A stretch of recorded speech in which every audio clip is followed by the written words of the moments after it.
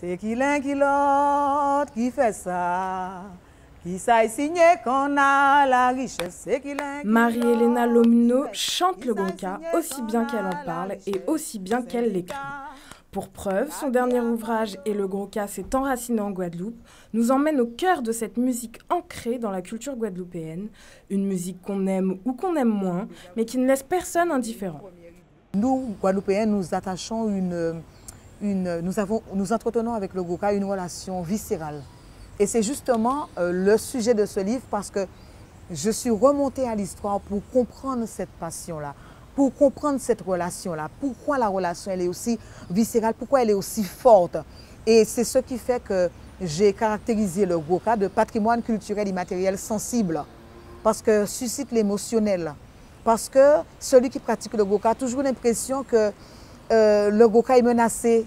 Et non, la menace n'est pas réelle, elle n'est peut-être pas réelle, mais c'est surtout le sentiment de menace. Et c'est ça qui est fort.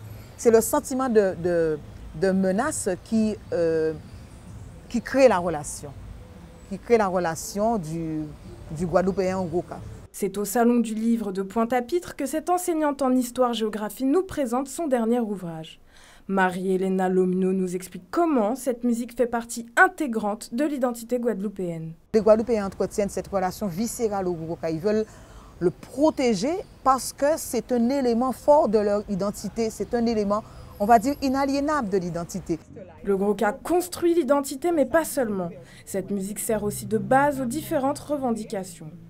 Chaque fois que le Guadeloupéen doit revendiquer, a une revendication à faire, le Gros-Ka est là et le convoque. Parce que le Gros-Ka a déjà un passé qui lui permet d'honorer cette mission. Donc le Guadeloupéen convoque le Gros-Ka. Le Gros-Ka a été convoqué dans les années 70. Il a été convoqué dans les années 1960 avec Robert Loison et son canal à richesse qui dénonçait le mode de paiement, le nouveau mode de paiement des cannes à sucre livrés aux usines. Il a été convoqué dans les années 70 par les mouvements nationalistes, convoqué en 2009 par le LKP et il sera encore convoqué et chaque fois il est convoqué par les différents chanteurs, par les différents musiciens. Lorsqu'on a un message à faire passer, c'est le Gros-Ka qu'on convoque, tout simplement. Membre du groupe Femme Kika, Marie-Hélène Lomino écrit et parle d'une musique qu'elle pratique quotidiennement avec passion.